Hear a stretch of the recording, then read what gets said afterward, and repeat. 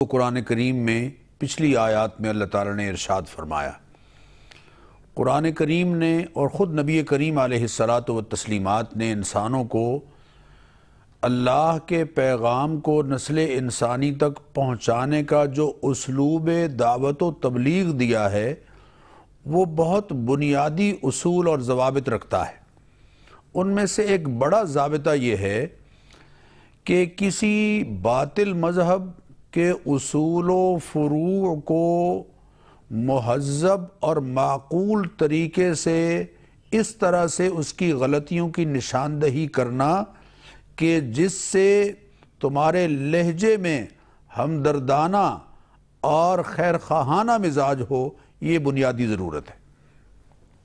انیک صاحب، کسی غلط بات کو غلط قرار دینا اور غلط کہنا یہ غلط نہیں ہے، بلکہ غلط بات کو غلط کہنے کے لیے غلط لہجہ اختیار کرنا غلط ہے۔ غلط بات کو غلط کہنے کے لیے جو لہجہ اختیار کیا جائے وہ قرآن کریم میں اللہ تعالیٰ نے سکھایا ہے اور انبیاء علیہ الصلاۃ والتسلیمات کے ذریعے سے سکھایا ہے۔ دیکھیے سیدنا ابراہیم علیہ السلام اپنے والد سے خطاب کر رہے ہیں، اذ قال لأبیہ یا ابتی، جب ابراہیم علیہ السلام نے اپنے والد سے کہا یا ابتی، سب سے پہلے تو خطاب کے لیے جو لفظ اختیار کیا اس میں ہی لہجہ ہے ہمدردانہ، اے میرے ابا جان، لم تعبد ما لا يسمع ولا يبصر ولا يغني عنك شيئا، آپ کیوں عبادت کرتے ہیں ان کی ما لا يسمع، جو نہ آپ کی بات سنتے ہیں، ولا يبصر، اور نہ اپنی نگاہوں سے آپ کو دیکھتے ہیں، ولا يغني عنك شيئا، اور نہ کسی مصیبت سے اور پریشانی سے آپ کو نجات دے سکتے ہیں اور بچا سکتے ہیں۔ یا ابت انی قد جاءنی من العلم ما لم یأتک، اے میرے ابا جان، میرے پاس وہ علم ہے جو آپ کے پاس نہیں ہے، فاتبعنی اہدک صراطا سویا، آپ میری پیروی کیجئے، میں آپ کو سیدھی راہ پر لے کے چلوں گا۔ یا ابت لم تعبد الشیطان ان الشیطان کان للرحمن عصیا، اے میرے ابا جان، اب لہجے میں جو مٹھاس ہے اور جو ہمدردی ہے اور جو خیر خواہی ہے، وہ دیکھیے ہر جملے کے آغاز میں سیدنا ابراہیم علیہ السلام اپنے والد سے کہہ رہے ہیں یا ابتی یا ابتی یا ابتی، اے میرے ابا جان۔ ان کے عقائد کی مذمت کر رہے ہیں، ان کے نظریات کی مذمت کر رہے ہیں، ان کے یعنی باطل مذہب کی غلطیوں کی نشاندہی کر رہے ہیں، لیکن معقول اور مہذب طریقے سے۔ اللہ تعالیٰ نے قرآن کریم میں یہی اسلوب انبیاء علیہ السلام کو سکھایا ہے۔ خود حضرت موسیٰ علیہ السلام اور حضرت ہارون علیہ السلام دونوں کو اللہ تعالیٰ نے جب فرعون کی طرف بھیجنا چاہا تو اللہ تعالیٰ نے ارشاد فرمایا، اذهبا الى فرعون انه طغى، جاؤ فرعون کے پاس، اور وہ بڑا سرکش ہے، بڑا باغی ہے، لیکن فقولا له قولا لینا، جب اس سے بات کرنا تو نرم لہجے میں بات کرنا، جب اس سے گفتگو کرنا تو خیر خواہانہ انداز سے گفتگو کرنا، تمہاری گفتگو میں ہمدردی جھلک رہی ہو، تمہاری گفتگو میں خیر خواہی ہو، بھلائی ہو، ان کا اللہ اکبر۔ اللہ تعالیٰ نے اہل ایمان کی نشانیوں میں سے دو جگہ قرآن کریم میں یہ ارشاد فرمایا، وَيَدْرَؤُونَ بِالْحَسَنَةِ السَّيِّئَةِ، ایمان والوں کی شان یہ ہے کہ وہ برائی کا جواب اچھائی کے ساتھ دیتے ہیں۔ وہ اگر ان کے ساتھ کوئی غلط لہجہ اختیار کرتا بھی ہے تو اس کا جواب اچھائی کے ساتھ دیتے ہیں، بلکہ ایک جگہ اپنے حبیب کریم علیہ الصلاۃ والتسلیمات کے ذریعے سے پوری نسل انسانی کو سمجھایا جا رہا ہے کہ لا تستوی الحسنۃ ولا السیئہ، دیکھیے برا لہجہ اور اچھا لہجہ یہ دونوں برابر نہیں ہو سکتے، ہر ایک کے اپنے اثرات ہیں، اچھائی اور برائی برابر نہیں ہو سکتے۔ بیسیکلی اس آیت میں برا لہجہ اختیار کرنے کی مذمت سمجھائی جا رہی ہے کہ لا تستوی الحسنۃ ولا السیئہ ادفع باللتی ہی احسن، جس کے ساتھ آپ کو کوئی آپ اس کے نظریے کی تردید کرنا چاہتے ہیں، رد کرنا چاہتے ہیں، گرفت کرنا چاہتے ہیں، اور وہ باطل نظریہ ہے اور اس کو آپ باطل ظاہر کرنا چاہتے ہیں، تب بھی آپ اچھائی کے ساتھ اس سے گفتگو کیجئے۔ فَإِذَا الَّذِي بَيْنَكَ وَبَيْنَهُ عَدَاوَةٌ كَأَنَّهُ وَلِيٌّ حَمِيمٌ، نتیجہ یہ ہوگا کہ اشتعال آمیز اور توہین آمیز اور تحقیر آمیز کلمات استعمال کرو گے تو دشمنی بڑھے گی، لیکن اگر یہ رویہ اختیار کرو گے تو فَإِذَا الَّذِي بَيْنَكَ وَبَيْنَهُ عَدَاوَةٌ، جس کے درمیان آپ کے اور اس کے درمیان جو دشمنی تھی، كَأَنَّهُ وَلِيٌّ حَمِيمٌ، وہ گرم جوش دوستی میں بدل جائے گی۔ چونکہ انسان کا لہجہ، انسان کا جو لہجہ ہے وہ اس کے کلمات کو پرتاثیر بنا دیتا ہے، مؤثر بنا دیتا ہے۔ اگر ایک لہجے کو، ایک بات کو نرم لہجے میں کہا جائے گا اور لوگوں کی خیرخواہی اور لوگوں کی بھلائی کو پیش نظر رکھ کے کہا جائے گا تو یقیناً وہ اثر انداز ہوگی۔ تو یہاں فرمایا لا تسبوا الذین یدعون من دون اللہ۔ ایک بات میں یہ عرض کروں گا کہ آپ دیکھیے پچھلی جتنی آیات ہم نے پڑھی ہیں کل کے درس میں، اس میں واحد کا صیغہ تھا نبی اکرم صلی اللہ علیہ وسلم کے لیے اتبع ما اوحی الیک من ربک، وہاں یہی فرمایا وَأَعْرِضْ عَنِ الْمُشْرِكِينَ، یہاں بالکل یکدم لہجہ بجائے واحد کے صیغے کے جمع کا آ گیا ہے، کیونکہ نبی کریم علیہ الصلاۃ سے تو اس کی توقع ہی نہیں کی جا سکتی، نعوذ باللہ، کہ آپ اپنے مخالفین پر سب و شتم کریں گے یا ان کے لیے کوئی برا لہجہ اختیار کریں گے۔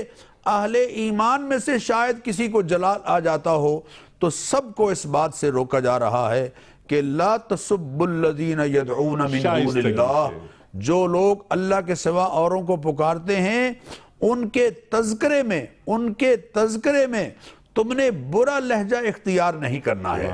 ان کی غلطی کو اگر تم نے غلطی کے طور پر ظاہر کرنا ہے تو یہ تو یقیناً حق ہے، یعنی کافر کو کافر بنانا غلط ہے، لیکن کافر کا کافر بتانا یہ اور چیز ہے، بنانا اور ہے، بتانا اور چیز ہے، تو بتانے میں کوئی حرج نہیں، لیکن یہ ہے کہ غلطی کو غلط لہجے کے ساتھ بیان کرنا اللہ نے اس آیت میں اس سے روکا ہے۔ یعنی کافر سے نفرت نہیں، اس کے کفر سے نفرت۔ ٹھیک ہے ڈاکٹر صاحب؟ جی بالکل بالکل، اس میں کوئی شک نہیں۔ علامہ صاحب اب اسی بات کو آگے بڑھا رہے ہیں۔ یہاں پر جیسے میں نے آغاز میں عرض کیا تھا کہ ایک ضابطۂ اخلاق بتایا جا رہا ہے، اور یہاں پر بات فرمائی ڈاکٹر صاحب نے بڑی واضح کر دی یہ بات کہ یہاں پر اہل ایمان سے مخاطبت ہو رہی ہے کہ جوش دعوت میں ایسا نہ ہو کہ تم ان کے بتوں کو، ان کے معبودوں کو برا بولنا شروع کر دو۔ یہاں جو ایک پیغام دیا جا رہا ہے، ایک نصیحت کی جا رہی ہے، اس جانب کچھ گفتگو آپ فرمائیے اور ذرا اس کو ہم جوڑتے ہیں حالات حاضرہ سے۔ اعوذ باللہ السمیع العلیم من الشیطان اللعین الرجیم، بسم اللہ الرحمن الرحیم، الحمدللہ رب العالمین والعاقبۃ للمتقین والصلاة والسلام علی سیدنا و مولانا ابی القاسم محمد وآلہ الطیبین الطاہرین المعصومین، اما بعد۔ یہ قرآن مجید کی اہم ترین آیات میں سے ہے جس کا ہر انسان سے عمومی تعلق ہے، ٹھیک، دینی کام کرنے والوں کا اور تبلیغ کرنے والوں سے اس کا خصوصی تعلق۔ سبحان اللہ۔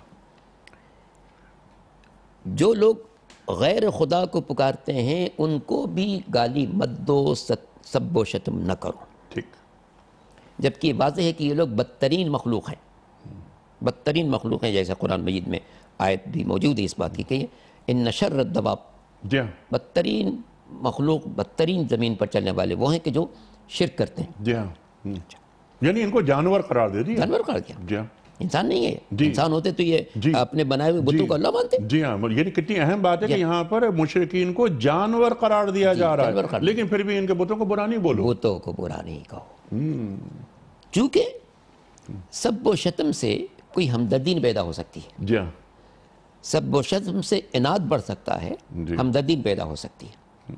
سرکار دو عالم صلی اللہ علیہ وسلم کو خدا عالم نے خلق عظیم کی منزل پر فائز کیا ہے، ٹھیک، اور رب چاہتا ہے کہ حضور کے ماننے والے بھی اسی خلق عظیم کا نمونہ بنے۔ سبحان اللہ، سبحان اللہ۔ اسی لیے حکم ہوا کہ دیکھو یہ لوگ ظاہر ہے کہ جب حضور تبلیغ کے لیے نکلتے تھے اور یہ مختلف عناصر مشرکین مکہ ناسزا کلمات کہتے تھے تو دل جلتا تھا اہل ایمان کا، ان کا بھی دل چاہتا تھا کہ ہم بھی ان کو برا کہیں، کہ جو کائنات کی سب سے پاکیزہ ہستی ہے اس کو یہ برا کہہ رہے ہیں، تو ہم ان بتوں کو برا کہیں، ان مشرکین کو برا کہیں؟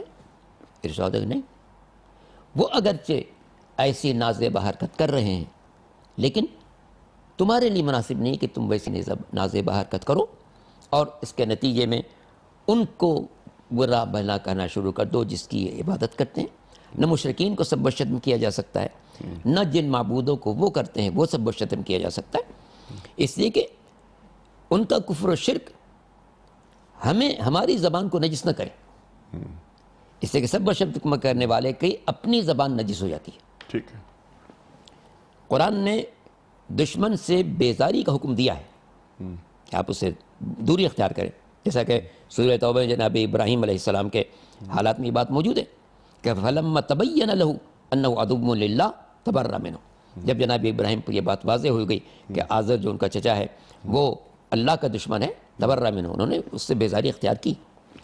تو باطل سے کنارہ کشی الگ چیز ہے، سب و شتم الگ چیز ہے۔ سب و شتم کسی بھی شائستہ انسان کے لیے کسی موقع پر بھی جائز ہی نہیں ہے۔ ٹھیک، میں بالکل وضاحت کے ساتھ یہ بات کہہ سکتا ہوں اور اس پر عقیدہ رکھتا ہوں کہ دنیا کا کوئی ایسا مذہب نہیں ہے جس میں سب و شتم کو جائز قرار دیا گیا ہو، جی کوئی بھی مذہب نہیں ہے۔ تو دین اسلام جو سب سے شائستہ مذہب ہے وہ کسی کو سب و شتم کی اجازت کبھی نہیں دے سکتا ہے۔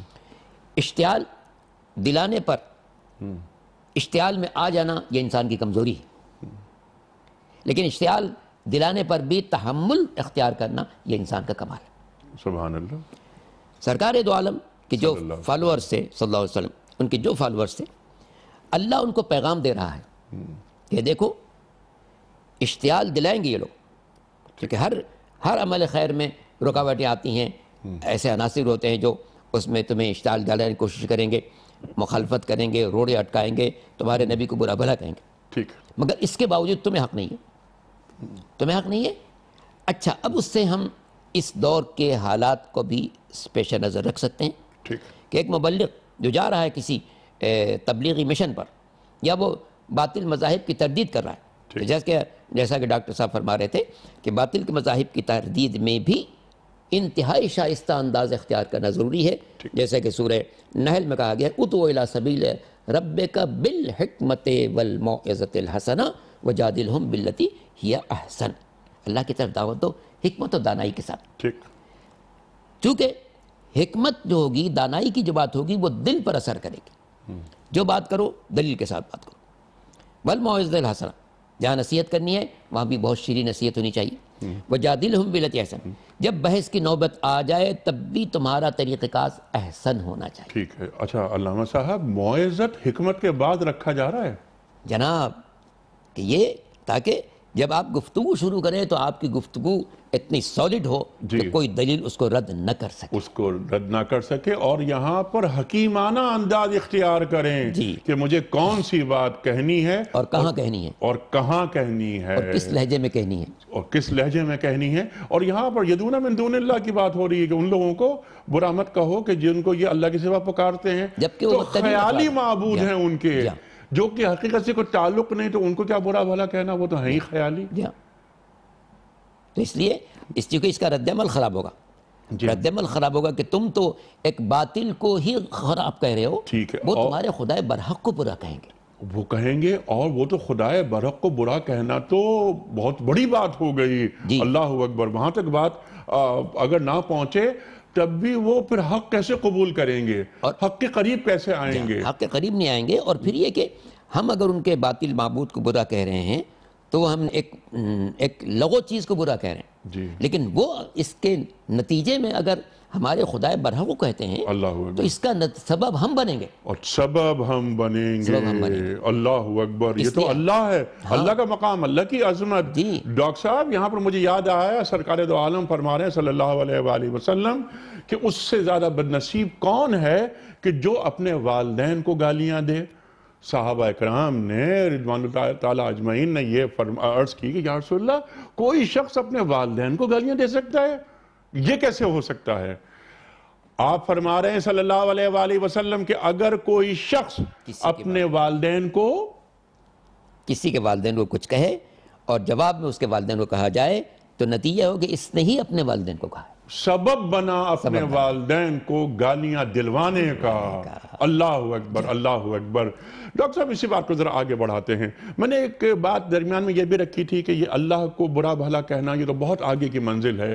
ہمارا کام، دین پھیلانے والے کا کام، پھر یہ حکیمانہ انداز، اردو الی سبیل ربک بالحکمہ، میں نے ایک بات یہ بھی رکھی تھی یہاں حکمت پہلے آیا ہے، موعظت بعد میں۔ ہاں یہ لوگ جن کے پاس دین اب تک نہیں پہنچا، اگر ہم یہ سب و شتم کی بات جو فرمائی علامہ صاحب نے، یہ پھر دین کے قریب کیسے آئیں گے؟ اور آپ بار بار ایک بات کہتے رہے جب پہلے حصے میں پروگرام کے کہ خیر خواہی محسوس ہو کہ میں آپ کا خیر خواہ ہوں، میں آپ کا خیر خواہ ہوں، میں آپ کا خیر خواہ ہوں، تو تاثیر پیدا ہوتی ہے کہ یہ شخص جو بات کہہ رہا ہے یہ میرا خیر خواہ ہے، تو ہمیں تو انہیں دین سے قریب کرنا ہے۔ ارشاد علی صاحب، قرآن کریم میں اللہ تعالیٰ نے انبیاء علیہم الصلاۃ والتسلیمات کا جو طرز تبلیغ بیان فرمایا ہے، اس میں بار بار انبیاء علیہم الصلاۃ والتسلیمات سے یہ کلمات کہلوائے اللہ نے کہ انی اراکم بخیر و انی اخاف علیکم عذاب یوم محیط۔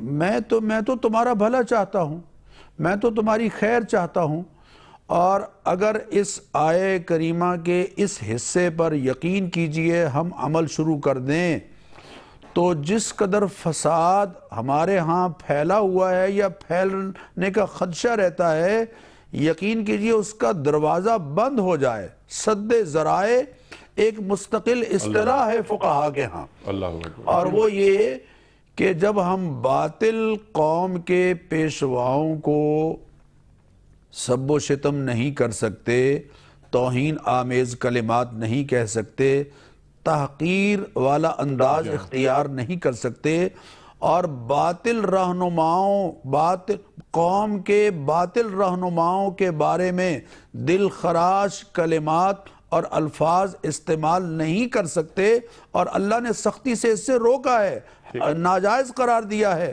تو جو حق کے رہنما ہیں، جو سچے رہنما ہیں، ان کے تذکرے میں توہین آمیز انداز، توہین آمیز کلمات، تحقیر آمیز گفتگو اور دل خراش انداز سے ان کا تذکرہ کرنا، یقین کیجئے اگر ہم اس سے بچ جائیں، مجموعی طور پر بچ جائیں۔ اب اگر ہم ممبر پر بیٹھ کر کسی دوسرے فرقے کی یا دوسرے گروہ کے کسی صاحب کی نقلیں اتار رہے ہیں اور ان پر تنقید اس انداز سے کر رہے ہیں کہ ان کے ان کی شخصیت کو مجروح کر رہے ہیں، اور تحقیر کے انداز سے اور توہین آمیز کلمات کے ساتھ، دل خراش گفتگو کے ساتھ اور تحقیر کے انداز کے ساتھ ان کا تذکرہ کر رہے ہیں، تو لازمی بات ہے ہم اشتعال دلا رہے ہیں دوسرے لوگوں کو، ہم اشتعال دلا رہے ہیں دوسرے طبقے کو، ہم اشتعال میں لانے کی کوشش کر رہے ہیں دوسرے افراد کو، اور نتیجہ یہ ہوگا کہ جب اشتعال میں لوگ آ جاتے ہیں تو پھر بہت کچھ کہہ جاتے ہیں۔ جی ہاں انیق صاحب، ہمیں نبی کریم علیہ الصلاۃ والتسلیمات کے طرز عمل سے رہنمائی لینی ہے۔ حضور اکرم صلی اللہ علیہ وسلم کو آ کے بتایا گیا کہ اے اللہ کے حبیب صلی اللہ علیہ وسلم، یہ آپ کا نام لینے کی بجائے، آپ کو محمد کہنے کی بجائے مزمم کہتے ہیں۔ محمد کے معنی ہے وہ ہستی جس کی سارا جگ تعریف کرے، اور مزمم کے معنی ہیں جس کی مذمت کی جائے۔ تو اے حبیب، آپ کو یہ لوگ مذمم کہتے ہیں۔ آپ نے فرمایا ان کو معلوم ہونا چاہیے کہ مذمم کوئی اور ہوگا، میں تو محمد ہوں۔ جب ان کو یہ پتہ چلا کہ حضور اکرم صلی اللہ علیہ وسلم نے اس کلمے کی اس انداز سے تردید کی ہے تو وہ کہنے لگے محمد مذمم۔ تو حضور اکرم صلی اللہ علیہ وسلم کو آ کے بتایا گیا کہ اب آپ کے بارے میں یہ کہنے لگے ہیں کہ یہ محمد مذمم ہے۔ تو آپ نے فرمایا اپنی گفتگو کا رد پہلے ہی کر دیتے ہیں، یہ مجھے مذمم کہہ رہے ہیں، حالانکہ اس سے پہلے کہہ رہے ہیں محمد میں سب سے زیادہ لائق حمد و ثنا، میں سب سے زیادہ اس قابل ہوں کہ دنیا میری تعریف کرے۔ تو گویا حضور اکرم صلی اللہ علیہ وسلم نے ہمیں یہ تعلیم دی کہ باطل قوم کے پیشواؤں کا تذکرہ کرتے ہوئے بھی تم نے احتیاط کرنی ہے، ورنہ لوگ اشتعال میں آ کر بہت کچھ کر گزریں گے۔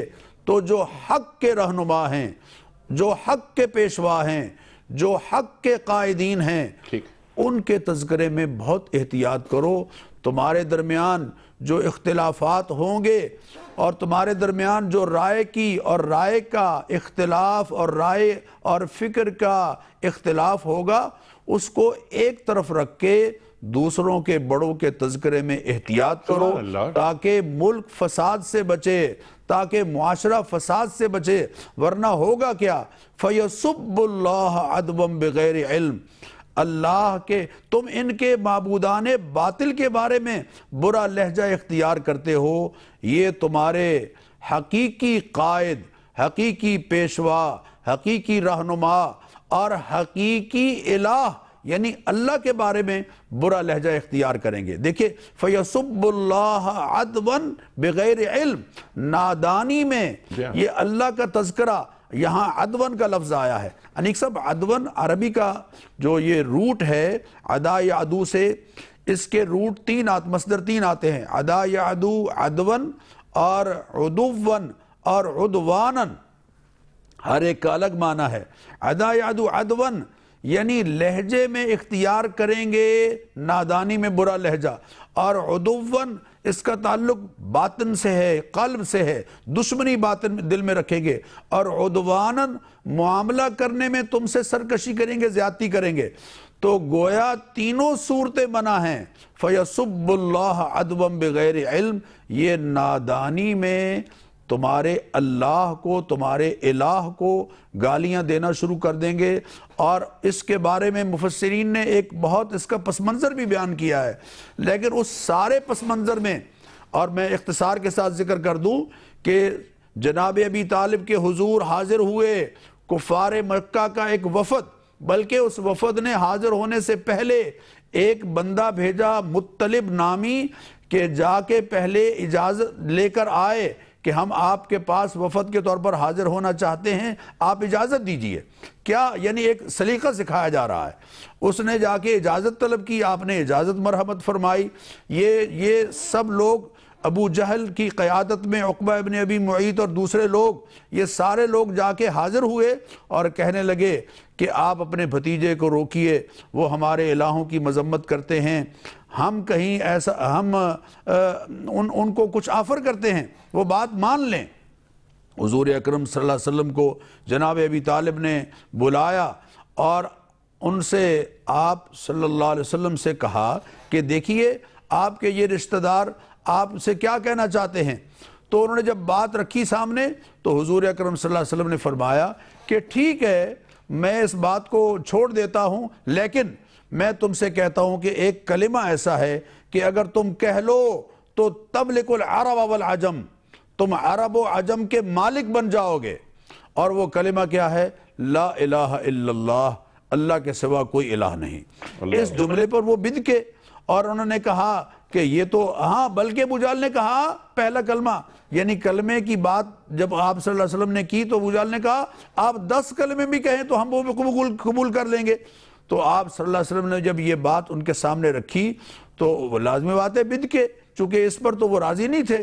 تو پھر حضور اکرم صلی اللہ علیہ وسلم نے ارشاد فرمایا کہ اگر تم سورج بھی آفتاب بھی لا کے میرے ہاتھ پہ رکھ دو اور یہ کہو کہ میں یہ بات نہ کہوں تو میں تو یہ بات کہوں گا، لیکن جو بات نبی اکرم صلی اللہ علیہ وسلم نے ان سے کہنا چاہی، جب بھی کہنا چاہی، لہجہ برا اختیار نہیں کیا، ورنہ نتیجہ جو ہے وہ نقصان دہ ہوتا ہے۔ ڈاکٹر صاحب نے درمیان میں ایک بہت اہم نقطے کی طرف اشارہ فرمایا، یہاں تو بات ہو رہی ہے مشرکین کی طرف، ان کے معبودوں کی طرف، یہاں پر جو امت کے جو افراد ہیں بعض اوقات جو مختلف تعبیرات کی روشنی میں گفتگو کرتے ہوئے لہجے میں اشتعال پیدا کر لیتے ہیں، اور پھر دیکھیں امت پھر وہ ضرورت شیرازہ بندی کی۔ لیکن یہ جب کام ہونے لگتے ہیں تو بعض اوقات تو دیکھا یہ گیا ہے کہ کفریہ کلمات تک بات پہنچ جاتی ہے۔ ہم تو ایک بات یہ عرض کرتے ہیں کہ یہ جو درخت ہے اسلام کا درخت، اس کی شاخ ہیں، فرع وہ فروعی اختلافات ہوتے ہیں. تنا جڑ یہ اسلام کی ہے. جب یہ جڑ اور تنا اسلام کا ہے تو شاخیں کفر کی کیسے ہو سکتی ہیں؟ ناممکن. کیسے یہ کفریہ کلمات کہہ دیتے ہیں کہ صاحب ہم مسلمان اور یہ کافر؟ ایسے کلمات تو ادا ہی نہیں ہونے چاہیے. گفتگو میں شائستگی ہو، نفاست ہو، دلیل ہو. ارشاد. بسم اللہ الرحمن الرحیم. جیسا کہ میں عرض کر رہا تھا اور ڈاکٹر صاحب بھی مسلسل اس کی طرف توجہ دلا رہے ہیں کہ اگر دشمن کی نازیبہ گفتگو کے جواب میں ہم بھی نازیبہ گفتگو کریں تو پہلی بات یہ کہ ہم میں اور اس میں فرق نہیں رہا. ٹھیک. دوسری بات ہے کہ ہم نے اپنے زبان کو غلط بات سے آلودہ کیا. تیسری بات یہ کہ اس کے رد عمل میں وہ ایک اور بڑی بے ادبی کر سکتا ہے. ٹھیک. ہم نے بے ادبی کی اس کے بتوں کے ساتھ جو کچھ نہیں ہے، پتھر کے بنائے ہوئے ہیں. وہ بے ادبی کرے گا ہمارے خالق کے جی ساتھ، اور اس بے ادبی کا سبب ہم خود بنیں گے. اچھی بات. ایک بات. تیسری بات، چوتھی بات پیش نظر رکھنی چاہیے کہ اس اشتعال میں فتنہ فساد بھی آ سکتا ہے. جی. اس فتنہ فساد میں جو نقصانات ہوں گے قیامت کے دن مجھ سے سب کا مواخذہ ہوگا. جی. اگر میں ممبر پہ جاؤں اور کوئی نازیبہ کلمہ کسی کو کہہ دوں اور اس نازیبہ بات کے نتیجے میں اس آبادی میں، اس محلے میں، اس سوسائٹی میں، اس بستی میں کوئی فساد ہو جائے، قیامت میں مجھے اس پورے فساد کا جواب دینا پڑے گا. اللہ اکبر، اللہ اکبر، اللہ اکبر. اگر کوئی قتل ہوا تو اس کا دینا، کوئی زخمی ہوا تو دینا پڑے گا، کوئی نقصان کسی کو پہنچا اس کا دینا پڑے گا. تو اس لیے مبلغ کی ذمہ داری بہت بڑی ذمہ داری ہے، اور اسے ہر آن یہ پیش نظر رکھنا چاہیے کہ میرے اس بات سے، میرے اس لفظ سے کیا نقصان پہنچنے والا ہے. ان نقصانات کو اگر پیش نظر رکھیں. ملک کی سطح پر بھی ہم دیکھتے ہیں بہت سے لوگ تقریر کرنے کھڑے ہوتے ہیں اور وہ جس کے لیے چاہتے ہیں انتہائی ناسزا بات کہہ دیتے ہیں. ٹھیک. وہ سیاسی پلیٹ فارم ہو، مذہبی پلیٹ فارم ہو، کوئی اور پلیٹ فارم ہو، جی. یہ اشتعال کا سبب بنتا ہے. پھر جھگڑے ہوتے ہیں انتخابات کے موقع پہ. آپ دیکھتے ہیں اس لیڈر نے اس کو برا کہا، اس لیڈر اس کو برا کہا، اس کے نتیجے میں ہوتا ہے کہ دونوں کے ماننے والے لڑ پڑتے ہیں. ٹھیک. اب جو خون بہے گا اس خون کی ذمہ داری اس شخص پر لازماً آئے گی کہ جس کی گفتگو کی بنا پر یہ اشتعال پیدا ہوا. ٹھیک ہے. تو اس جہل کا خاتمہ کیسے ہو؟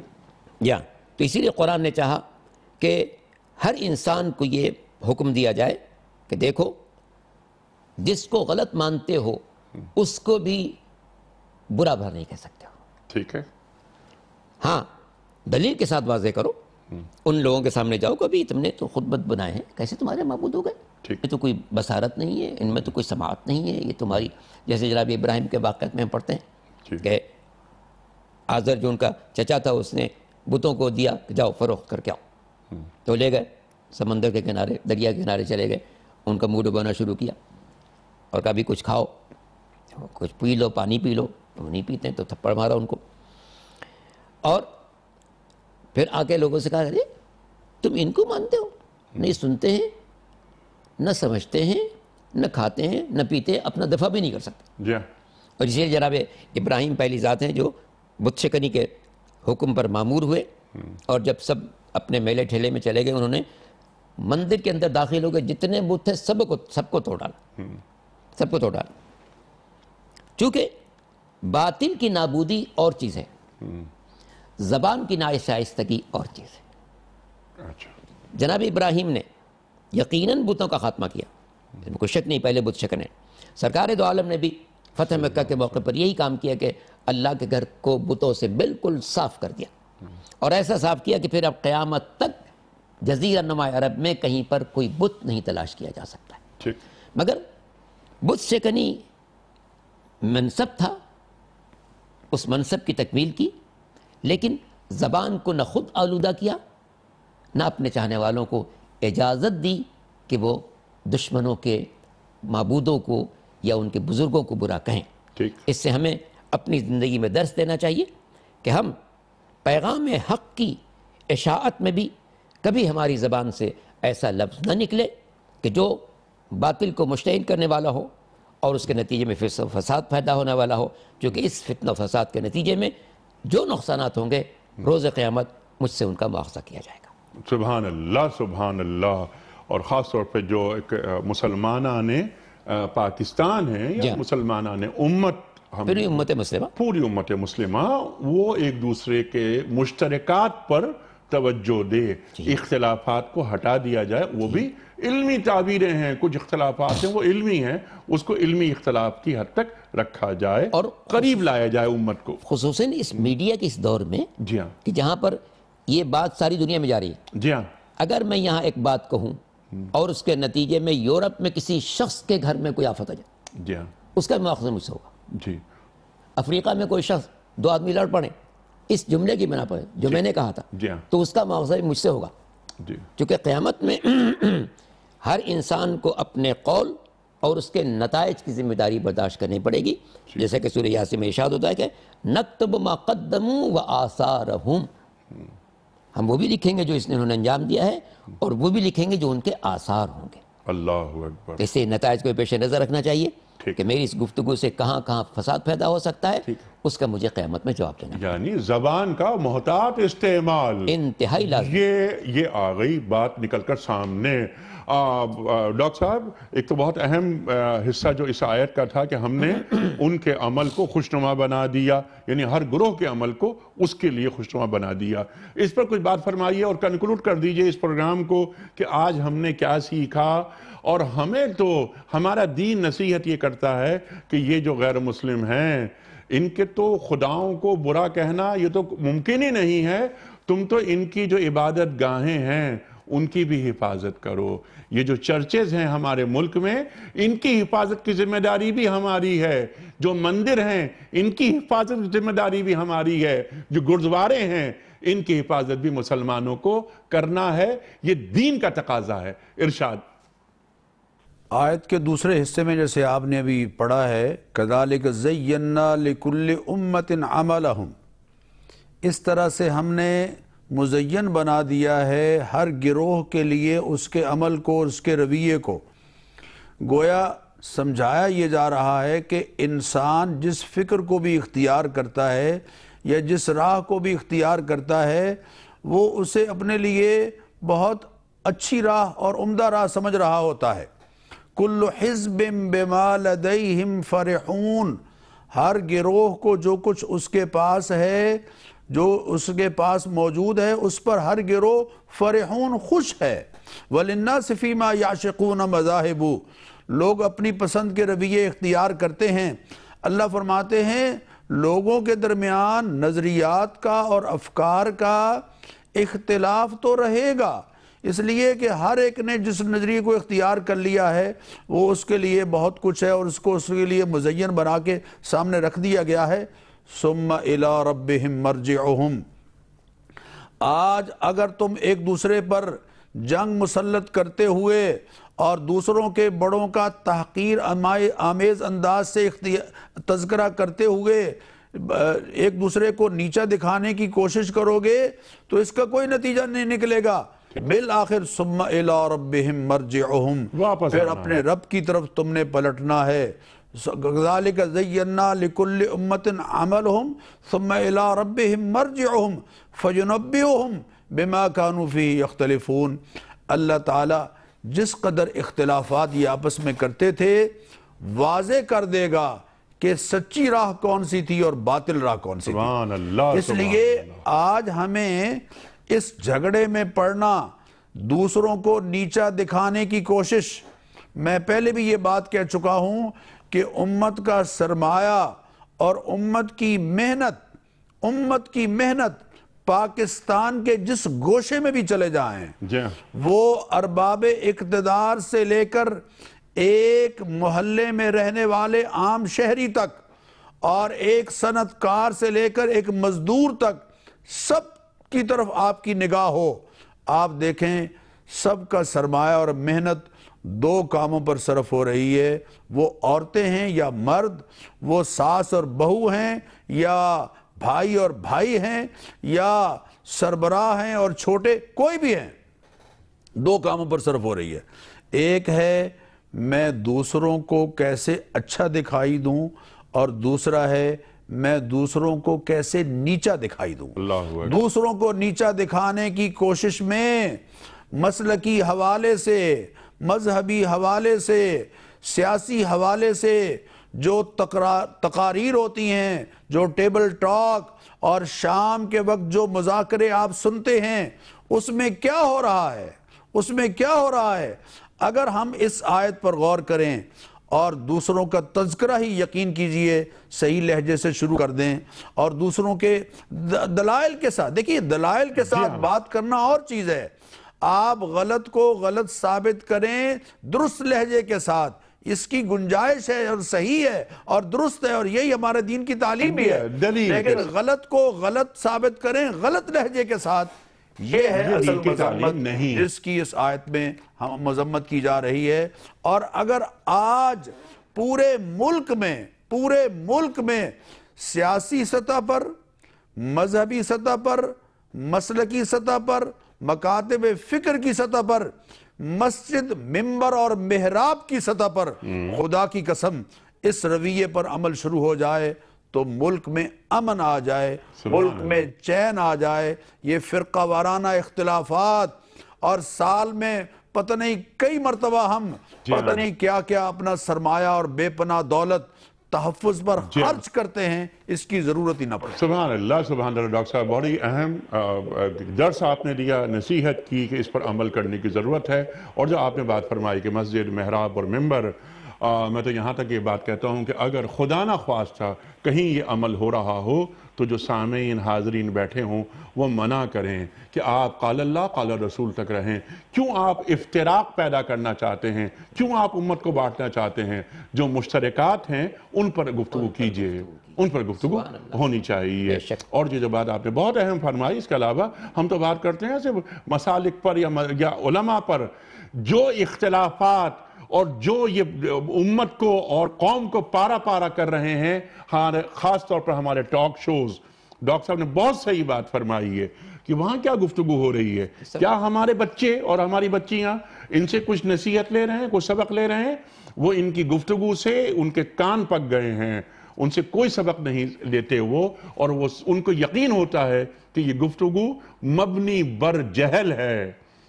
پھیپڑوں کی قوت سے نہیں جیتا جاتا، دلیل کی قوت سے جیتا جاتا ہے۔ لیکن شام کے 7 بجے سے رات کے 12 بجے تک کیا میں کیا کہوں کہ جو ڈرامے ہوتے ہیں، اللہ اکبر اللہ اکبر۔ بلکہ بہت سارے لوگوں کی بات سن کر ہمیں ہنسی آتی ہے کہ دن بھر یہ پاکستان کو لوٹتے رہے، اب یہ 7 بجے کے بعد ٹی وی پر آ کر بیٹھ گئے کہ آؤ پاکستان کو اچھا بناتے ہیں۔ کیا ہے یہ؟ اور کوئی گفتگو کی کوئی سطح نہیں۔ پہلے اپنے کو تو اچھا بنا لیں، پہلے اپنے کو تو اچھا بنا لیں۔ اللہ اکبر اللہ اکبر۔ میں علامہ صاحب بڑا شکر گزار آپ کا، آپ تشریف لائے، بہت سیکھا آپ سے۔ ڈاکٹر صاحب سبحان اللہ، کیا آپ نے تعلیم فرمائی ہماری۔ اللہ تعالیٰ اس گفتگو پر ہمیں عمل کرنے کی توفیق عطا فرمائے تاکہ امت یکجا ہو، امت قریب آئے، اور یہ کہ یہ جو شائستگی، یہ نفاست، یہ دلیل پر مبنی گفتگو، یہ کرنے کی ہمیں توفیق اللہ نصیب کرے۔ آمین۔ کل کا سوال یہ تھا کہ اسلام کی سب سے پہلی شہید خاتون کا کیا نام ہے؟ درست جواب حضرت سمیہ رضی اللہ تعالی عنہا۔ آج کا سوال نوٹ فرما لیجئے۔ قرآن کریم کی وہ کون سی سورت ہے جو ایک جنگ کے نام پر ہے؟ سورہ قریش یا سورہ رعد یا سورہ احزاب؟ جو درست جواب آپ سمجھتے ہوں روانہ فرمائیے۔ ہمارے فون نمبرز ہیں 009221343400980، ہمارا دوسرا فون نمبر ہے 009221345270009، ہمارا ای میل ایڈریس ps@duniatv.tv، ہمارا SMS کا نمبر 3031۔ قبلہ علامہ صاحب ایک پرچی نکال کر اعلان فرما دیجئے کہ آج کے ونر کون ہیں جن کی خدمت میں ہم کو اس کا صحیح جواب بتانے کے صلے میں دینی کتب پر مشتمل تحفہ روانہ کر رہے ہیں دنیا ٹی وی کی جانب سے۔ تصور بشیر، لاہور۔ تصور بشیر صاحب لاہور سے آپ کو یہ تحفہ بہت بہت مبارک ہو۔ اختتام ہوتا ہے ایک قول پر، اور وہ قول ہوتا ہے صاحب نہج البلاغہ امیر المومنین حضرت علی مرتضیٰ کرم اللہ وجہہ کا۔ آپ فرماتے ہیں کہ قوم کے نمائندوں کا کلام جب صحیح ہوتا ہے تو دوا بن جاتا ہے اور غلط ہو تو درد. اور یہاں بھی گفتگو علامہ صاحب وہی ہوئی, کلام, گفتگو, احتیاط, محتاط رویہ, دلیل پر مبنی گفتگو. دوا بن جائے گا. قوم کے نمائندوں کا کلام جب صحیح ہوتا ہے تو دوا بن جاتا ہے اور غلط ہو تو درد. کل تک کے لیے اپنے میزبان انیق احمد کو اجازت. خدا حافظ.